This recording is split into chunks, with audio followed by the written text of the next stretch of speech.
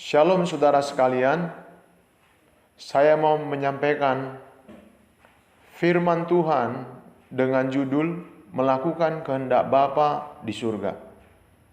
Nats pembacaan kita dari Matius 7 ayatnya yang ke-21.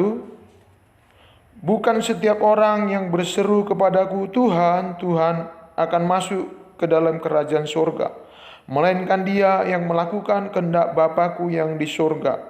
Pada hari yang terakhir banyak orang akan berseru kepadaku, Tuhan, Tuhan, bukankah kami bernubuat demi namamu dan mengusir setan demi namamu dan mengadakan banyak mujizat demi namamu juga? Pada waktu itulah aku akan berterus terang kepada mereka dan berkata, aku tidak mengenal kamu, enyahlah daripadaku kamu sekalian pembuat kejahatan. Bapak Ibu Saudara yang dikasihi oleh Tuhan, nats pembacaan kita ini temanya melakukan kehendak Bapa di surga. Untuk masuk ke dalam kerajaan surga itu tidak mudah, itu tidak gampang, hanya percaya kepada Yesus Tuhan.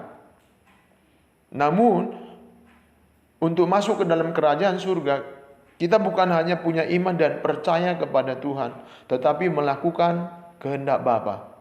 Ada 3 hal kehendak Bapa yang harus kita lakukan supaya kita dilayakkan untuk masuk ke dalam kerajaan surga. Apa itu Bapak Ibu Saudara? Yang pertama dikatakan dalam 1 Petrus 2 ayat yang ke-15, saya bacakan bagi Bapak Ibu. Sebab inilah kehendak Allah, yaitu supaya dengan berbuat baik kamu membungkamkan kepicikan orang-orang yang bodoh. Kehendak Tuhan, kehendak Bapa yang harus kita lakukan adalah berbuat baik. Orang-orang yang berbuat jahat, orang-orang yang menyimpang untuk melakukan kejahatan dan kesalahan, mereka tidak dilayakkan untuk masuk ke dalam kerajaan Allah. Walaupun orang itu dikatakan sudah berdoa, sudah beribadah kepada Tuhan, sudah melayani Tuhan, namun satu kali waktu Tuhan menolak mereka. Mengapa? Karena mereka pembuat kejahatan. Karena hari-hari mereka melakukan apa yang jahat di mata Tuhan. Harusnya yang jahat tidak dilakukan, tetapi kehidupannya selalu disertai hari lepas hari, minggu lepas minggu, bulan lepas bulan, sepanjang tahun itu berbuat baik. Karena itu menjadi kehendak Tuhan. Dan Tuhan senang kepada orang yang percaya, orang yang beriman. Hidupnya ditambah dari percaya kepada Tuhan, melakukan atau berbuat baik kepada sesama dan berbuat baik kepada Tuhan. Yang kedua, untuk melakukan kehendak Bapa, untuk bisa sampai masuk ke dalam kerajaan surga, kita harus melakukan kehendak Bapa. Kehendak Bapa yang kedua, kita baca di dalam 1 Tesalonika 4 ayat 3. Saudara yang dikasihi oleh Tuhan, saya bacakan. Karena inilah kehendak Allah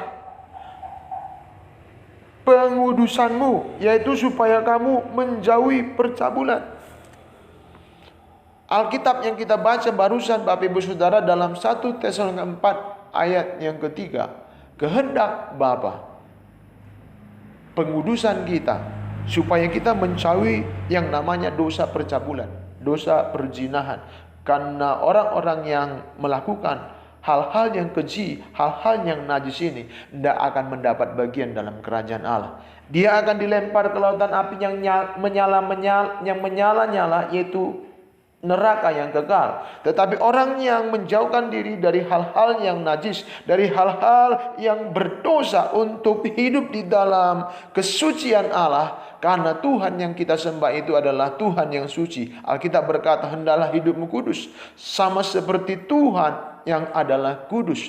Ketika kita menjaga kehidupan kita dari hal-hal yang najis, dari hal-hal yang cemar seperti Daniel berkata dalam Daniel 1 ayat 8, Aku memiliki ketetapan untuk tidak menajiskan diriku terhadap santapan raja, minuman raja, terhadap hal-hal yang membuat orang bisa jatuh di dalam dosa. Daniel punya ketetapan prinsip untuk menjaga hidupnya bersih dan kudus di hadapan Tuhan. Karena pengudusan atau hidup kudus itu adalah kehendak Tuhan.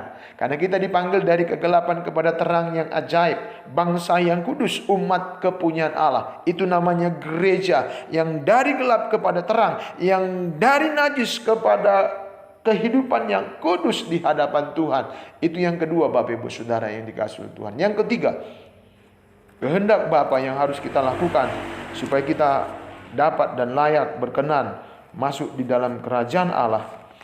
2 Petrus 3 ayat yang ke-9. Saya bacakan bagi Bapak Ibu Saudara.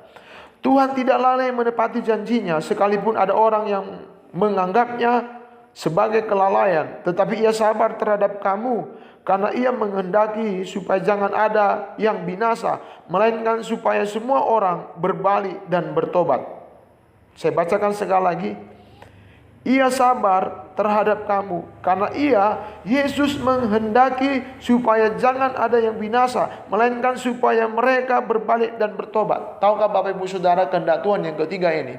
Tuhan tidak mau seluruh penduduk bumi ini, satupun dia tidak mau ada yang binasa masuk neraka. Tetapi Tuhan memiliki kehendak dan keinginan supaya setiap orang, supaya setiap keluarga, supaya setiap insan itu semua berbalik dan bertobat masuk ke dalam kerajaan surga. Untuk itu Bapak Ibu yang saudara dikasihi Tuhan, kehendak Tuhan yang ketiga yang harus kita lakukan, di samping kita berbuat baik dan menjaga hidup bersih dan kudus di hadapan Tuhan, kita harus memberitakan Injil, kita harus mengabarkan kabar baik. Kehendak Tuhan yang ketiga, setiap kita yang percaya Yesus, setiap kita yang sudah selamat, wajib untuk bersaksi, wajib untuk memberitakan Injil, karena Injil itu amanat agung. Pergilah, jadikan semua bangsa muridku. Itu yang harus kita beritakan supaya semua orang diselamatkan. Terpujilah nama Tuhan. Haleluya. Amin.